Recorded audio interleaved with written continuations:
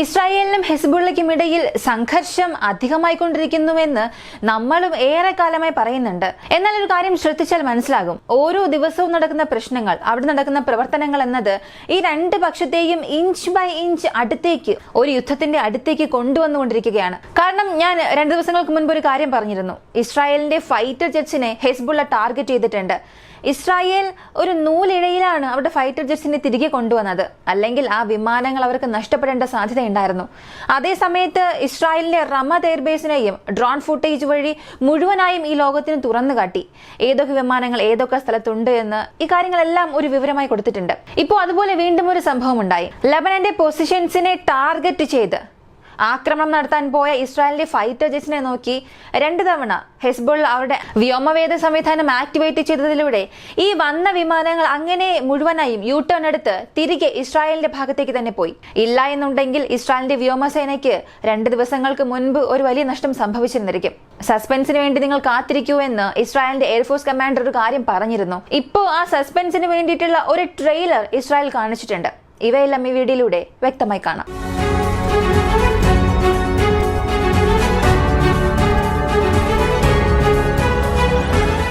ഇസ്രായേലിനും ഹെസ്ബുള്ളയ്ക്കും എപ്പോൾ യുദ്ധം തുടങ്ങും? ഈ കാര്യങ്ങളെല്ലാം ഏതിനു നോക്കി പോകുന്നുവെന്ന് പത്രപ്രവർത്തകർ ചോദിച്ച ചോദ്യത്തിന് റമദ് എയർബേസിൽ ഇരുന്നു കൊണ്ട് തന്നെ എയർഫോഴ്സ് കമാൻഡർ പറഞ്ഞ മറുപടി, സർപ്രൈസിൽ തയ്യാറാവുക. ഹെസ്ബുള്ളയ്ക്ക് എങ്ങനെ പറഞ്ഞാലാണോ മനസ്സിലാകുന്നത്, അല്ലെങ്കിൽ എങ്ങനെ അടിച്ചാലാണോ അവർക്ക് വേദനിക്കുന്നത്, ആ രീതിയിൽ തന്നെ ഞങ്ങൾ അവരെ ആക്രമിക്കും. എത്രയും പെട്ടെന്ന് ഒരുപാട് അത്ഭുതങ്ങൾ കാണുമെന്ന് അദ്ദേഹം പറഞ്ഞു. അത് പറഞ്ഞ് 2-3 ദിവസം പോലും ആയിട്ടില്ല. എന്നാൽ അതിനു മുൻപ് തന്നെ എല്ലാ തയ്യാറെടുപ്പുകളും ഇസ്രായേൽ ചെയ്യാൻ തുടങ്ങിയിട്ടുണ്ട്. അതിനുള്ള കാരണവും ഞാൻ പറയാം. ഇസ്രായേലിന്റെ വിമാനം F-16 വിമാനങ്ങൾ, മറ്റുള്ളവയല്ല. ഈ F-16 വിമാനങ്ങൾ 2 ദിവസങ്ങൾക്ക് മുൻപ് ഹെസ്ബുള്ളയുടെ പൊസിഷൻസിൽ ആക്രമണം നടത്താനായി ലബനൻ ടെറിട്ടറിക്കുള്ളിൽ 15 കിലോമീറ്റർ അകത്തേക്ക് പോയി. ഇസ്രായേലിനും ലബനനും നടുവിലുള്ള ആ ബോർഡർ കഴിഞ്ഞ് 15 കിലോമീറ്റർ ഹെസ്ബുള്ളയുടെ ടാർഗറ്റ്സിനെ കോർഡിനേറ്റ്സ് ആയി യൂസ് ചെയ്ത് അകത്തേക്ക് പോയി. അങ്ങനെ അകത്തേക്ക് വരുന്ന വിമാനങ്ങളെ ഹിസ്ബുൾ ഊഹിച്ചെടുക്കുകയും അവരുടെ വ്യോമവേദ മിസൈലുകൾ അപ്പം തന്നെ ആക്ടിവേറ്റ് ചെയ്തു. അതിലൂടെ 5-ൽ കൂടുതൽ മിസൈൽസ് ഈ 4 വിമാനങ്ങളെയും നോക്കി ഫയർ ചെയ്യുന്നു. അങ്ങനെ അകത്തേക്ക് വന്ന ഈ 4 വിമാനങ്ങളെയും നോക്കി മിസൈൽസ് പോകുന്നു. ഈ മിസൈൽ അയച്ചതിന് ശേഷം അതിൽ നിന്നും രക്ഷപ്പെടാനായി ഇസ്രായേലിന്റെ വിമാനങ്ങൾ അവരുടെ ഫ്ലാഷ് റിലീസ് ചെയ്തു. ഈ വരുന്ന മിസൈലുകളെ കുഴപ്പത്തിലാക്കി അതിനെ ആകാശത്തിന് നടുവിൽ വെച്ച് തന്നെ നശിപ്പിക്കാനായി ഫ്ലാഷ് റിലീസ് ചെയ്തിട്ട് അകത്തേക്ക് പോയതിന്റെ ലക്ഷ്യം നിറവേറ്റാതെ യു ടേൺ അടിച്ച് ഇസ്രായേലിന്റെ ബേസിലേക്ക് തന്നെ തിരികെ പോയി. ഇത് ഇസ്രായേൽ പറഞ്ഞതിനും ഹിസ്ബുള്ളയുടെ ഡോക്യുമെന്റേഷനും തമ്മിൽ മാച്ച് ആകുന്നുണ്ട്. കാരണം ഹിസ്ബുള്ളയെ എത്രയും പെട്ടെന്ന് നശിപ്പിക്കുമെന്ന് റമദ് എയർബേസിൽ നിന്നുകൊണ്ട് തന്നെ ഇസ്രായേലിന്റെ എയർഫോഴ്സ് കമാൻഡർ ഒരു കാര്യം പറഞ്ഞിരുന്നു.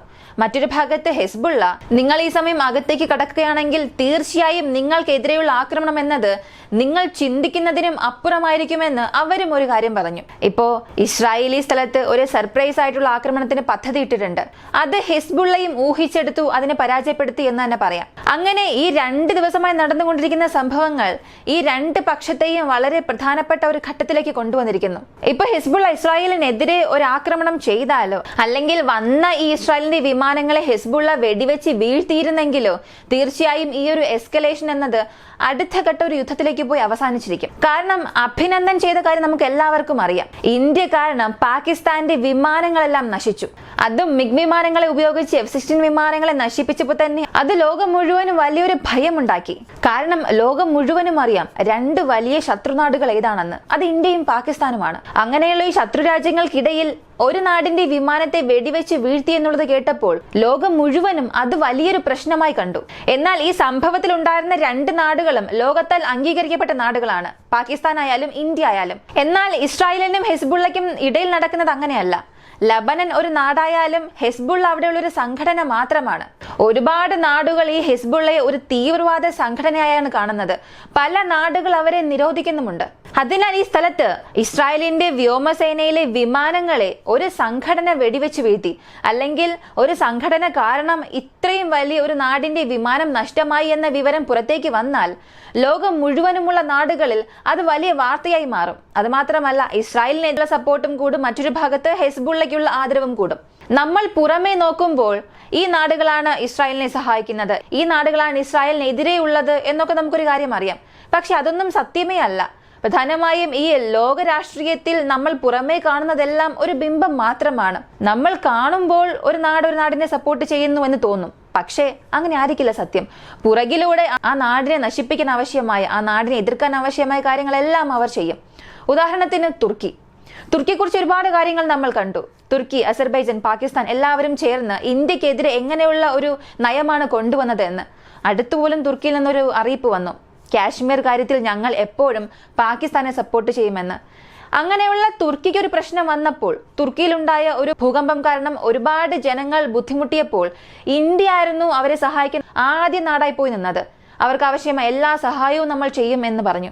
അങ്ങനെയുള്ള ഇന്ത്യക്ക് പോലും അവർ പിന്നീട് എന്താണ് ചെയ്തത്?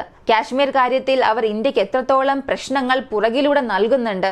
ഇതുപോലെ തന്നെയാണ് ലോകത്തിലുള്ള എല്ലാ നാടുകളും ഓരോ നാടിനെതിരെ എന്തൊക്കെ ചെയ്യുമെന്നുള്ളതിന് ഒരു ഉദാഹരണമായി മാത്രമാണ് ഇതിനെ പറഞ്ഞത്. ഇങ്ങനെ ലെബനനുള്ളിൽ ഒരു ആക്രമണം നടത്താൻ ഇസ്രായേൽ തീരുമാനിച്ചതിന് ശേഷം ഹിസ്ബുള്ള വെറുതെ ഇരുന്നോ എന്ന് ചോദിച്ചാൽ ഇല്ല. ഹിസ്ബുള്ള വീണ്ടും ഇസ്രായേലിന്റെ പൊസിഷൻസിൽ ആക്രമണം നടത്താൻ തുടങ്ങി. പ്രധാനമായും റേഡാർ ഇൻസ്റ്റാളേഷൻസ്, ബോർഡറോട് ചേർന്നുള്ള വാച്ചിംഗ് ടവേഴ്സ് എവിടെയെല്ലാം ഉണ്ടോ അതിൽ 21 സ്ഥലങ്ങളിൽ ആക്രമിച്ചു.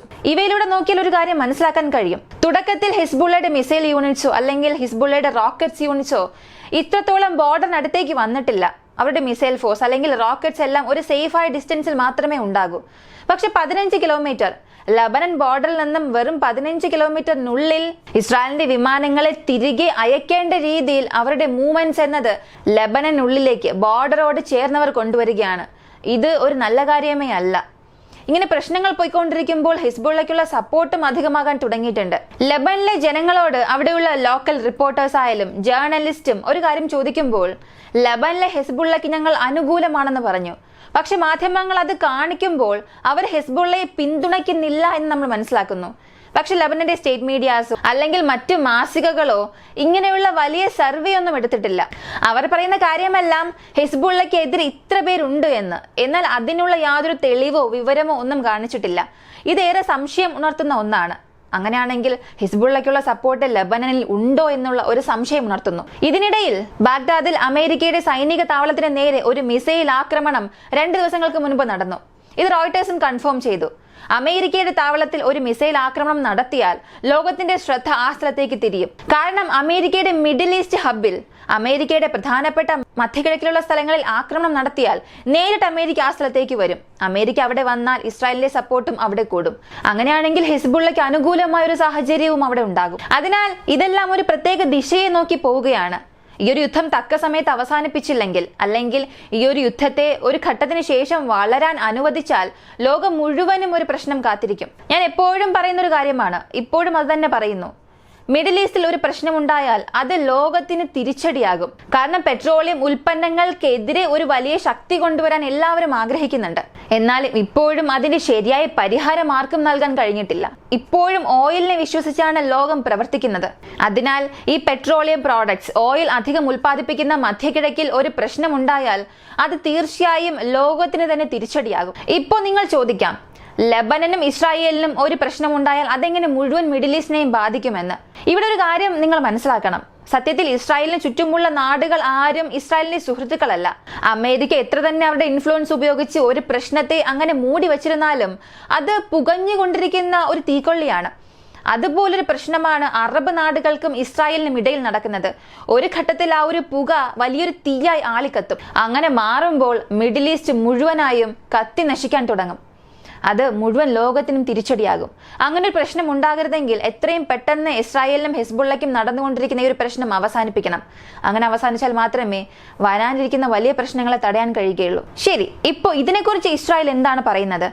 ആ വീഡിയോയിലൂടെ തന്നെ മനസ്സിലാകും. അകത്തേക്ക് വരുന്ന വിമാനങ്ങൾ അവർക്കെതിരെയുള്ള മിസൈൽ ലോഞ്ച് ആയതിനു ശേഷം ഈ ഫ്ലയേഴ്സ് റിലീസ് ചെയ്തിട്ട് മുഴുവനായി യു ടേൺ എടുത്ത് തിരികെ അവരുടെ വിമാനങ്ങൾ പോയി എന്ന്.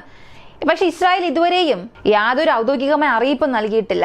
പക്ഷെ ഹിസ്ബുള്ള ഇത് വലിയ രീതിയിൽ ആഘോഷിക്കാൻ തുടങ്ങി. ഇസ്രായേലിന്റെ വിമാനത്തെ ഞങ്ങൾ തിരികെ അയച്ചു, ഇസ്രായേലിനെതിരെ ഞങ്ങൾക്കൊരു വലിയ വിജയം ലഭിച്ചു, അകത്തേക്ക് വരുന്ന വിമാനങ്ങളെ വെടിവെച്ച് വീഴ്ത്തുന്നത് വരെയും ഞങ്ങൾ അവസാനിപ്പിക്കില്ല എന്ന് ഒരു വലിയ കാര്യം അവർ പറഞ്ഞിട്ടുണ്ട്. എന്നാൽ ഇസ്രായേൽ ഇതിനെ എങ്ങനെ പറയുന്നു? അടുത്ത ഘട്ടമായി ഇസ്രായേലിന്റെ ആക്രമണം എങ്ങനെയായിരിക്കും? ഇവയെല്ലാം ഒരു വലിയ സസ്പെൻസ് തന്നെയാണ്. ഈ ഒരു വീഡിയോയെ കുറിച്ചുള്ള നിങ്ങളുടെ അഭിപ്രായം എന്താണെന്നുള്ളത് കമന്റിൽ പറയുക. വീഡിയോ ഇഷ്ടമായ ലൈക്ക് ചെയ്യുക, ഷെയർ ചെയ്യുക. നമ്മുടെ ചാനൽ ആദ്യമായി കാണുന്നവരാണെങ്കിൽ മറക്കാതെ സബ്സ്ക്രൈബ് ചെയ്ത് സപ്പോർട്ട് ചെയ്യുക. മറ്റൊരു വീഡിയോയുമായി വീണ്ടും കാണാം.